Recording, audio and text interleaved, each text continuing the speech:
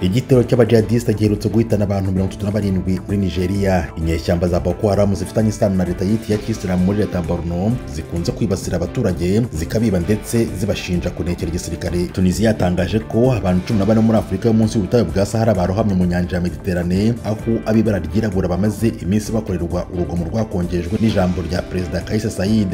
Itsinda ry'abasirikare bo muri Ghana batoranijwe bari mu myitozo bahabwa n'igisirikare cya Amerika izabafasha kwirindira umutekano ku mupaka. Imyitozo ibera muri Ghana na Cote d'Ivoire hafi y'igice cyegereye Uburusiya. Igisirikare cya Kongo cyatangaje ko abantu 36 bishwe n'inyeshyamba mu burasirazuba bw'igihugu. Abarwanyi ba ADF birukiye mu mashyamba n'ibyo basahuye. Umuti w'inkorora uherutse gukorwa wishe abana 300 ku isi yose, harimo nabo muri Gambiya. OMS yavuze ko ibizami byakozwe byerekanye ko uwo muti warimo ubumara bwica. Leta yatanze icyakwitwa indishyi y'amadolari $229 kuri buri muryango, ariko bayitera utwatsi.